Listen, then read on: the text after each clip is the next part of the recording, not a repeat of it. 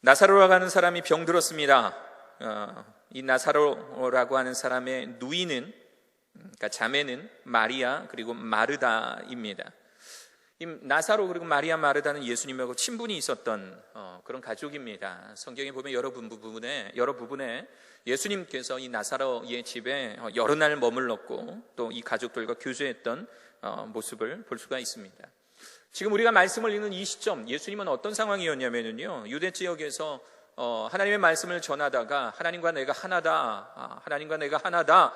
라는 말을 했다는 이유로 사람들에게 저런 참남한, 저런 신성모독을 사람을 봤나? 그러면서 사람들이 예수님을 돌로 쳐 죽이려고 했었어요. 이때 당시에 돌로 쳐 죽임을 당하는 직결 심판의 여러 항목들이 있는데 그 중에 하나가 참남죄, 하나님을 모욕하는 그런 죄였습니다. 이 참남죄가 아직도 우리 이 나라에 있다면 정말 돌로 맞아 죽을 사람들이 굉장히 많을 텐데 좀 아쉬운 마음을 품어봅니긴 합니다만 하여튼 그때는 그랬었어요. 그래서 예수님께서 자신을 돌로 쳐 죽이려고 하는 사람들을 피해서 예수님께서 침례 요한에게 침례를 받으셨던 그 지역으로 멀리 도망을 가 있는 상태입니다. 그런데 예수님이 계신 곳이 어딘지 알고 마르다와 마리아가 사람을 보냈습니다. 사람을 보내서 뭐라고 말하냐면 11장 3절에 보니까 주여 보시옵소서 사랑하시는 자가 병들었나이다.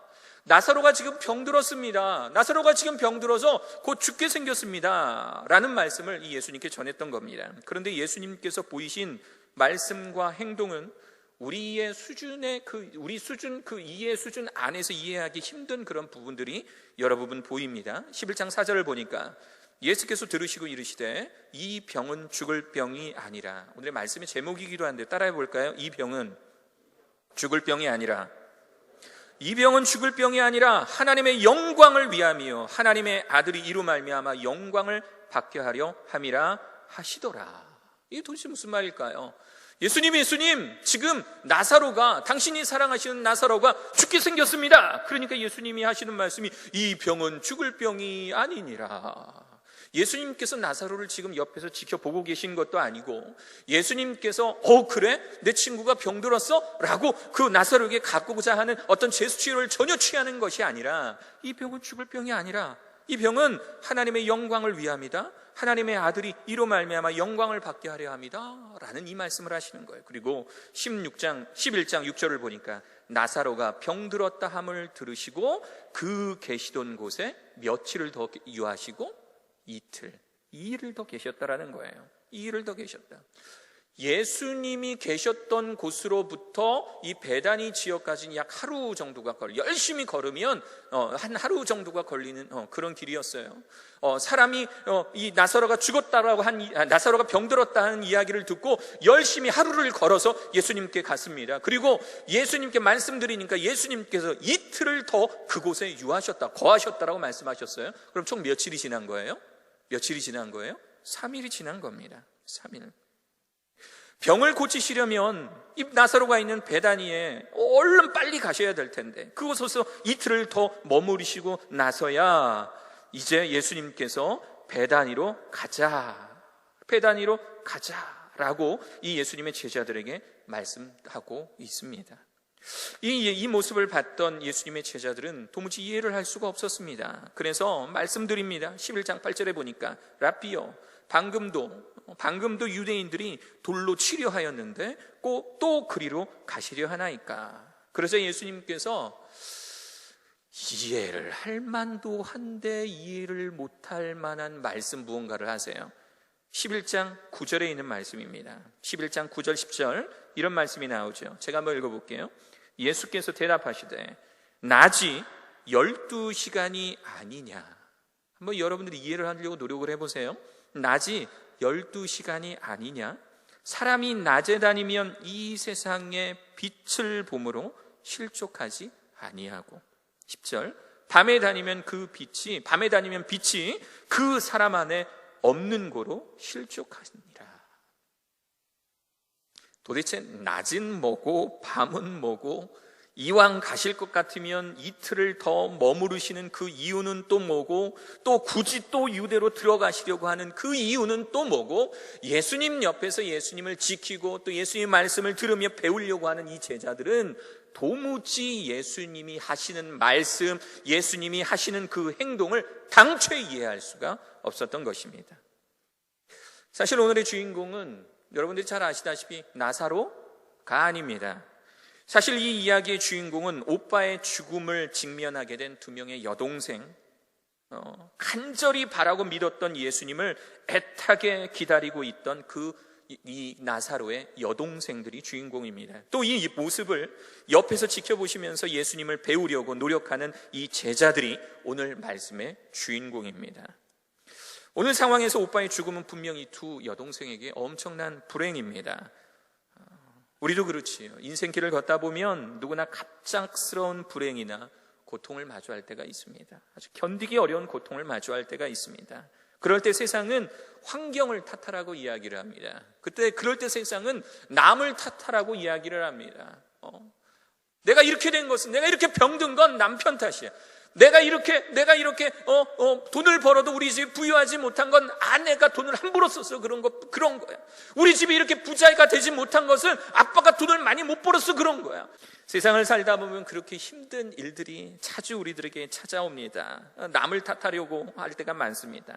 그런데 오늘 우리가 다룰 이 말씀들은 우리를 전혀 다른 시각으로 이끌어갑니다. 우리가 고난을 대하는 태도, 우리가 환경을 대하는 태도, 내 삶에 분명히 어려운 일들이 닥쳐올 때 내가 나에게 닥쳐있는 이 고난, 내 상황들을 바라볼 수 있는 또 다른 시각으로 오늘 우리는 이 말씀을 통하여 인도받게 됩니다. 자, 말씀을 한번 다시 들여다보겠습니다.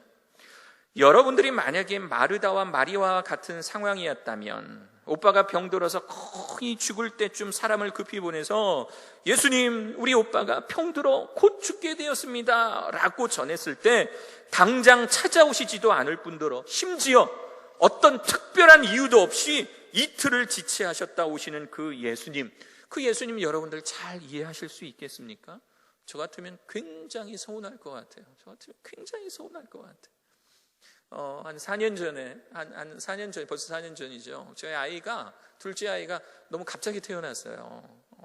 우리 여러분들은 한 10개월 다 채워서 태어난 분들이 다 많을 텐데, 저희 아이는 갑자기 그 8개월 때, 그러니까 2014년 5월 4일, 그날은 우리 음성채플과 문경채플이 함께 모여서 연합 그 야외 예배를 드리려는 그런 날이었습니다. 그래서 여기서 음성 가다 보면은 입석이라는 곳이 있어서 입석교회에서 이제 한번 예배 드리자. 그래서 성도님들이 이제 거기로 다 모이시기로 했던 그날입니다. 그 전날까지 답사도 여러 번 이제 다녀왔고요.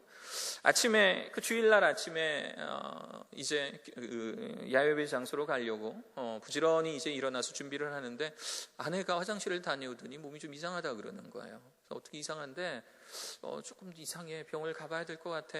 그래서 아내를 데리고 이렇게 병원을 갔습니다. 그때가 둘째 아이가 뱃속에 8개월 때였어요. 갔는데 들어갔던 아내가 안 나와요.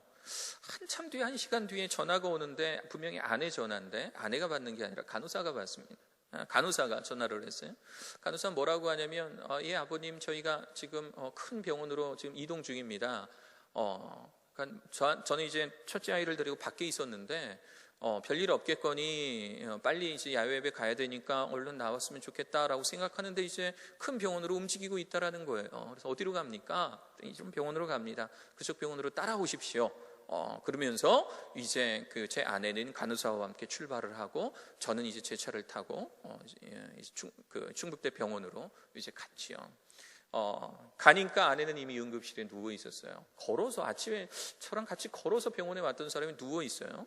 그리고 갑자기 그때가 주일이었으니까 당직 의사도 잘 없었을 때인데 의사를 급히 또 호출을 합니다. 의사가 와서 또 보더니 아이가 나와야 될 것 같다. 아이를 꺼내야 될 것 같다. 정확하게 표현은 아이를 꺼내야 될 것 같다. 그래서 사인하라고 이렇게 서명했습니다. 첫째 아이는 병원을 싫어해서 병원이 이 소독약 냄새만 맡아도 계속 막 울어요. 그러니까 이 엉엉 울고 있는 2살짜리 첫째 아이를 한 손으로 받치고 한 손은 사인하고 그냥 이 과정이 너무너무 힘든 거예요. 그리고 낮 한 12시가 좀 지났을 때 그때 둘째 아이가 급히 수술로 태어났습니다. 둘째 아이가 태어나면 좀 이렇게 경사스럽고 좋아야 되는데 분위기가 이거 영 시원찮은 거예요. 영 시원찮은 거예요. 이제 아이가 낳았다라는 이야기를 이제 수술방 간호사한테 듣고 난 다음에 이제 아이가 지금 중환자실로 가 있다라는 겁니다. 아이가 태어나면서 일찍 태어나니까 뭐 이렇게 경우 따라 다르지만 제 아이는 허파가 제대로 만들어지질 않았어요. 폐가 제대로 만들어지질 않으니까 여러분들 태어날 때 기억나잖아요. 여러분들 태어날 때 응애 했던 거 기억나요? 그렇죠? 네. 네, 이렇게 쳐다보면서 이상한 사람이네 이렇게 태어나면 응애를 해야 되는데 아이가 호흡을 들여 마셔서 뱉지를 못하니까 응애 소리가 안 나는 거죠. 그러니까 그냥 시퍼런 상태에서 애가 이렇게 태어났습니다. 그래서 그 중환자실로 오라 그래서 갔더니 사람은 오라 그래 놓고 의사는 나타나질 않아요. 왜냐하면 그때 당직 의사가 그 아이를 이제 심폐소생술을 하고 이제 그러고 있는 거예요. 중환자실 문이 살짝 열렸는데 아이의 모습을 이렇게 제가 봤습니다. 어떻게 하고 있나 하고 봤더니 이제 그 중환자실에 간이 수술대가 있어요. 그럼 거기 이제 불빛 이렇게 비춰주고 거기 보니까 의사랑 간호사들이 다 모여서 아이 인공호흡하고 있고 뭘 이렇게 입에다 넣었다 뺐다 뭐 태어난 지 8개월에 태어났으니까 주먹 2개만 합니다. 아이가 이 주먹 2개만한 아이를 이제 그리고 있는 거죠. 하여튼 그렇게 해서 살려는 냈어요. 첫 번째 면회 가니까 주먹 2개만한 아이가 바늘을 한 6개, 7개 이렇게 꽂고 눈은 가린 채로 몸을 파르르 떨면서 인큐베이터 안에 들어있는 그 모습을 보면서 제가 참 그때 찍은 동영상이 있는데 오늘은 보여드리지는 않을 거예요. 나중에 여러분들 좀 저에게 질렸을 때쯤 한번 이렇게 카드를 꺼낼 건데요. 지금은 이제 눈이 초롱초롱하니까 그때 아이를 바라보면서 참 여러 가지 얘기를 했어요. 그냥 동영상만 촬영하려고 이렇게 꺼냈는데 아이의 상황을 보니까 참 여러 가지 말이 나오더라고요. 그러면서 너 빨리 퇴원해서 저기 형이랑 축구하면서 놀자, 아빠랑 축구하면서 놀자 그러면서 뒷말이를 이렇게 흐렸던 그러면서 하여튼 굉장히 좀 가슴이 아팠죠. 아이가 태어나고 나서 한 3일 뒤에 수술을 받았습니다. 이제 등을 쪼개서 심장 쪽에 수술을 받고 하는 이 과정을 겪고 있는데 누가 좀 내 옆에 와서 좀 내 손을 잡고 기도해 줬으면 좋겠는 거예요. 누가 나한테 얼른 좀 달려와서 내 손을 잡고 좀 기도해 줬으면 좋겠는데 기도해 주러 오는 사람이 별로 없는 거예요. 누가 좀 얼른 지금 내 상황은 정말 마음이 심히 고난해서 정말 그 예수님께서 이 겟세마네 동산에서 내가 고민이 되어 마음이 죽겠나이다 라고 했던 그 고백처럼 지금 내 마음이 정말 타들어가고 있는데 내 옆에 와서 누군가 내 손을 잡고 좀 기도해 주는 사람이 있으면 얼마나 좋을까라는 생각이 참 많이 들었었어요. 수술할 때 우리 그때 이제 교회에서 많이 오셔서 제 손을 잡고 또 인큐베이터 손을 얹고 그렇게 기도해 주시기도 했지만 그 참고 견디는 과정, 이 과정 중에 정말 어떤 분이 오셔서 내 손을 잡고 기도해 주면 얼마나 좋을까라는 그런 생각을 해본 적이 있었죠. 오늘 이 마르다와 마리아도 그 심정으로 예수님을 붙들었던 것 같습니다. 이 타들어가는 마음, 우리 오빠가 곧 죽게 생겼는데 예수님 오셔서, 예수님 병든 자 치료하시는 분이고 우리 가족이랑 친하니까 예수님 좀 얼른 오셔서 우리 가족을 치료해 주셨으면 좋겠는데, 우리 오빠를 치료해 주면 좋겠는데 지금 예수님께서 더디 오시는 거예요. 눈썰미가 좀 있으신 분들은 아시겠지만 예수님께서 뭔가를 기다리고 계셨습니다. 기다리고 계셨습니다. 무엇을 기다렸냐면, 따라해 볼까요? 하나님의 때. 다시 한번, 하나님의 때. 9절에 보면 예수님께서 낮과 밤에 대해서 이야기해 주셨던 그런 부분이 나와요. 예수께서 대답하시되 낮이 12시간이 아니냐, 사람이 낮에 다니면 등등 하면서 낮과 밤에 대해서 이야기를 하십니다. 근데 사실은 이 11장에 나오는 낮과 밤은 성경을 요 부분만 떼어놓고 이해를 하려면 굉장히 어렵지만, 사실 이 낮과 밤에 대해서 예수님께서 2장 전에 9장 4절에 이런 말씀을 하신 적이 있었습니다. 9장 4절에 보면 때가 아직 낮임에 나를 보내신 이의 일을 우리가 하여야 하리라. 밤이 오리니 그때는 아무도 일할 수 없느니라. 다시 말하면 낮은 하나님께서 우리를 위하여 일하시는 그 때를 이야기합니다. 낮 이퀄 하나님께서 일하시는 때, 밤은요 일하시지 아니하시는 때, 하나님께서 기다리라 하시는 그 때를 밤이라고 이야기를 합니다. 다시 말하면 예수님께서 자, 하나님의 때가 왔으니 죽은 나사로에게 가자라고 하시는 그 말씀, 그 뜻입니다. 우리가 읽었던 이 11장 9절에 있는 이 말씀은 자, 하나님의 때가 비로소 왔으니 이제 죽은 나사로를 향해서 우리가 가자라고 하시는 말씀입니다. 실제로 예수님께서는 나사로의 무덤 앞에 서서 11장 43절에 나사로야 나와라 라고 선포하십니다. 죽어서 온몸이 동동 매어 있고 마르다와 마리아는 예수님 왜 이제야 나타났습니까? 우리 오라버지는 이미 죽어서 장사 지내서 온몸을 세마포로 싸서 지금 집어넣기 때문에 이제 썩는 냄새가 진동할 텐데 왜 이제야 나타나셨습니까? 라고 마리아와 마르다는 예수님을 향해서 원망했지만 예수님께서는 하나님의 때를 기다리신 후에 나사로의 무덤 앞에서 죽은 나사로를 향해서 나사로야 나와라 라고 선포하신 것입니다. 그리고 나사로는 이 예수님의 음성을 듣고 자신의 세마포를 풀어 헤치며 무덤 밖으로 나왔던 것이지요.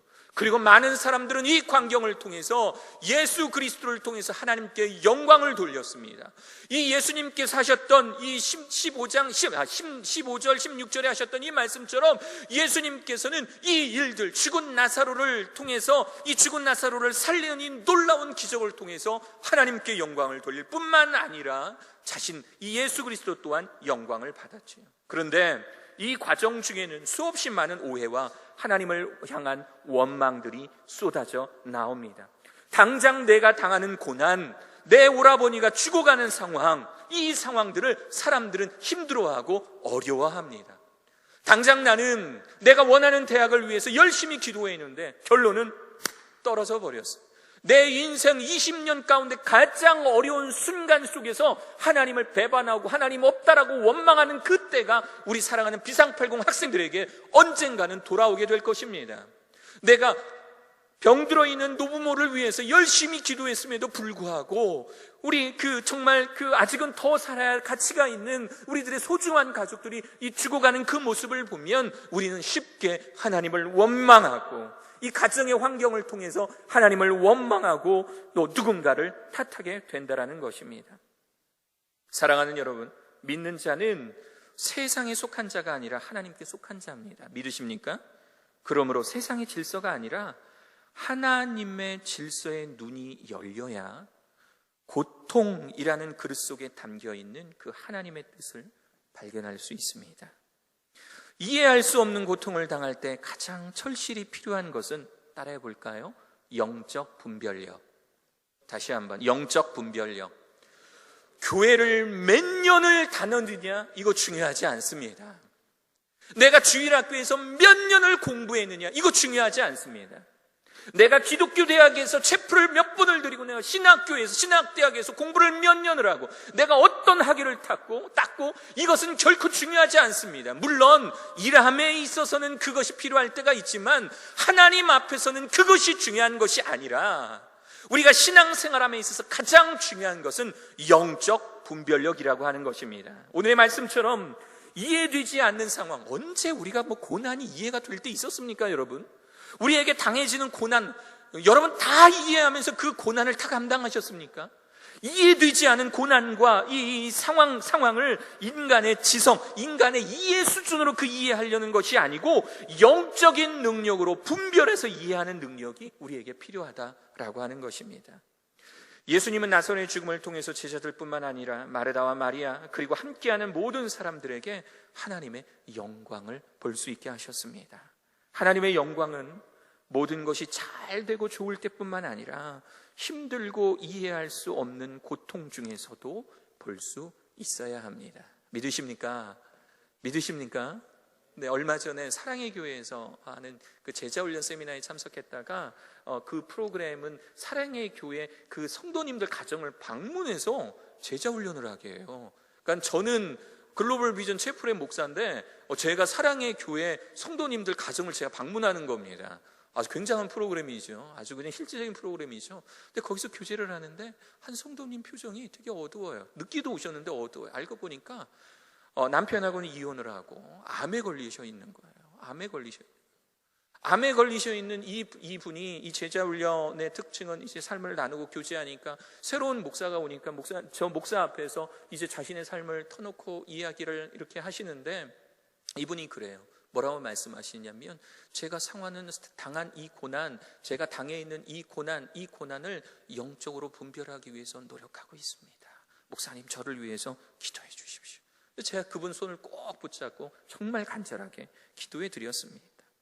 믿는 자들이 영적 분별력을 가지고 살아가야 될 몇 가지 이유가 있습니다. 시간이 없으므로 짧게만 설명을 드려보도록 할게요. 첫째, 우리가 영적 분별력을 가지고 세상을 살아가야 되는 이유입니다. 첫째는 세상의 소리가 너무 크기 때문에 우리에게 말씀하시는 하나님의 세미한 음성을 들을 수 없기 때문입니다. 그래서 영적 분별력을 가지고 있어야 됩니다. 우리가 이 세상을 살아가다 보면 여러 가지 말들과 여러 가지 이야기들이 있는데, 그 중에서 하나님은 나에게 무엇을 원하시는지를 캐치해내는 능력, 세상은 엄청나게 큰 소리들이 요란한데, 근데 그 중에서 하나님의 그 세미한 음성을 듣는 능력, 이것을 영적 분별력이라고 이야기하는 것입니다. 첫째 아이를 딱 낳고 난 후에 아이가 밤에 자주 깨잖아요. 저는 세상 모르고 거실에서 혼자 잡니다. 코를 드르렁 걸면서 혼자 이렇게 잡니다. 그러면 아침에 이제 개운하다고 딱 일어나서 아내를 이렇게 쳐다보면 아내는 눈이 퀭해 있는 거예요. 그럼 아내가 저한테 이런 얘기를 합니다. 밤에 잘 자던데? 이렇게 이야기를 해요. 아니, 아기가 그렇게 우는데도 안 깨? 밤에 잘 자던데? 저는 못 듣습니다. 왜냐하면 아이의 그 울음소리를 분별해내질 못해요. 아빠는 그래요. 아빠는 아이 그 우는 울음소리 구별 잘 못합니다. 근데 제 아내는요, 이렇게 깊이 잠들어 있다가도요, 아이가 이거 소리 하나에 깹니다. 정말 놀라워요. 제가 새벽 예배 나가느라고 문을 열고, 욕실 문을 열고, 막 머리 틀고, 이 샤워기를 또 이렇게 잘라야 되는데 잘못 나가지고 욕조에 쿵 떨어질 때 있잖아요. 그죠? 그럼 옆집에서도 깰 만큼 큰 소리가 나는데 아내 잘 자요. 그런데 아내 신기하게도요, 안방에 아기를 재우고 설거지 물 막 이렇게 하다가 안방에서 이 소리 하나 나면 그걸 어떻게 하는지 너무 신기해요. 그러면 아기 깼어. 가봐. 저는 못 들었는데 아내는 들으시. 그럼 문을 열어보면 실제로 아이가 우는 것도 아니라 눈만 떠서 하고 있는 소리를 제 아내는 듣고 있는 거예요. 하나님의 그 미세한 소리, 작은 소리, 얘야, 그거 아니야 라고 하시는 이 하나님의 음성을 들으실 수 있는 여러분 되시길 바랍니다. 아멘이십니까? 두 번째, 우리가 듣는 소리 중에 우리의 심령을 미혹하는 사탄의 음성을 분별해야 되기 때문입니다. 예수님을 오래 만났다고 해서 신앙이 좋다고 해서 언제나 영적 분별력 좋은 것 아닙니다. 깨어있지 못하면 사탄의 소리에 미혹됩니다. 16절에 보면 디두모라고 하는 도마가 있죠. 원래 이 디두모는 쌍둥이라는 뜻입니다. 그러니까 이 도마는 아마 태생이 쌍둥이였던 것 같아요. 이 디두모라고 하는 도마가 뭐라고 하냐면, 우리도 주와 함께 죽으러 가자라고 선포를 해요. 아니, 누가 지금 죽으러 가세요? 예수님은 지금 가서 나사로를 살리자라고 말씀하시는데, 이 예수님의 제자 이 도마는 우리가 예수님과 함께 죽으러 가자 이렇게 말하고 있는 거예요. 우리가 영적 분별력이 없이 하나님의 역사를 바라보고 있으면 하나님의 그 뜻을 오해하기 너무너무 쉽습니다. 이 디두모라고 하는 도마, 이 도마의 쌍둥이들이 바로 우리들입니다. 우리와 같은 자들이 하나님의 그 뜻을 온전히 구분하지 못하면, 그럼 예수님과 함께 죽으면 되지 뭐, 살자고 하고 있는데 죽으면 되지 라고 하는 엉뚱한 이야기를 하게 되는 거예요. 그래서 우리는 영적인 분별력을 가지고 있어야 됩니다. 세 번째, 우리가 살고 있는 시대적 특성 때문에 그렇습니다. 지금 이 시대를 우리는 포스트 모더니즘의 시대라고 이야기합니다. 이것도 인정하고 저것도 인정하고 이것도 인정하고, 나는 기독교인데, 나는 교회 다니는데 너 불교야? 괜찮아. 너 이슬람이야? 괜찮아. 너는 뭐야? 힌두교야? 괜찮아. 우리 모두 종교가 달라도 우리는 모두 하나. We are the world. 그러면서 세계 평화 이러고 있죠. 이게 겉으로는 평화가 있는 것 같고, 겉으로는 모두 다 인정하는 마음 넓은 사람들처럼 보이지만, 그러나 그 속을 들여다보면 다원주의, 모든 것 안에 구원이 있고 모든 것을 통하여서 천국 갈 수 있다라고 하는 다원주의에 빠지기 십상입니다. 지금 천주교가 변질되고 천주교가 제대로 된 하나님의 말씀의 대언자로서 인정받지 못하는 이유가 무엇인지 아십니까? 그것은 바로 이 다원주의 때문에 그래요. 천주교가 나눠주는 그 전단지, 교회 그 전단지를 보면 그 안에 써 있어요. 예수님만 믿어서 천국 간다고 어림없는 소리, 그러면서 이렇게 예수천당 불신족하는 목사님들을 거기 그려놓고 있고요. 거기 이렇게 되게 불량스럽게 그리고 어림없는 소리, 그리고 밑에다 뭐라고 써놨냐면, 우리는 양심대로 살면 구원받을 수 있어, 천국 갈 수 있어 라고 천주교는 가르쳐요. 왜냐하면 인정하지 않으면 알라신도 인정하고 무슨 신도 인정하고 인정하지 않으면 그러면 이 천주교가 말하고 있는 평화 이거를 구현하기 어렵다라고 판단한 거예요. 그러니까 그거를 간수하기 위해서 중요한 구원의 원리를 이 천주교는 무시하고 있는 것이지요. 자칫 잘못하면 우리가 영적 분별력을 확실히 가지고 있지 못하다면 우리가 믿고 있는 이 절대적인 하나님, 이 하나님도 세상의 사족 가운데 하나로 변질돼 버릴 것입니다. 사랑하는 여러분, 하나님의 영광을 보는 것은요, 나 중심의 신앙에서 하나님 중심의 신앙으로 옮겨갈 때 그때야말로 가능합니다. 나 중심에 있는 그 신앙은 어린이 신앙입니다. 아주 아이의 신앙입니다. 아가의 신앙입니다. 그러나 하나님 중심으로 돌아갈 때 그때 바로 우리는 성장하는 크리스찬으로 바뀔 수가 있습니다. 아기들이 잘 걷지 못하는 이유 뭔 줄 아세요? 애들이 딱 잡고 서 있는 1살짜리 아이가 쇼파를 잡고 있는 그 모습 상상해 보세요. 걸으려면 왼발을 딛고 그 다음 오른발을 딛고 중심 이동이 자유로워야 되는데 아이들은 그 중심 이동이 자유롭지 못하니까 걷지를 못합니다. 걷지 못하니까 갓난아기라고 이야기를 하는 거예요.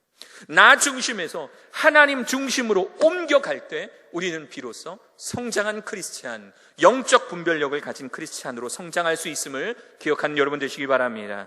고린도전서 10장 13절 사람이 감당할 시험 밖에는 너희가 당한 것이 없나니 오직 하나님을 믿부사 너희가 감당하지 못할 시험 당함을 허락하지 아니하고 시험 당할 즈음에 또한 피할 길을 내사 너희로 능히 감당하게 하시니라. 빌립보서 4장 6, 7절 아무것도 염려하지 말고 다만 모든 일에 기도와 간구로 너희 구할 것을 감사함으로 하나님께 아뢰라. 그리하면 모든 지각에 뛰어난 하나님의 평강이 그리스도 예수 안에서 너희의 마음과 너희의 생각을 지키시리라. 할렐루야.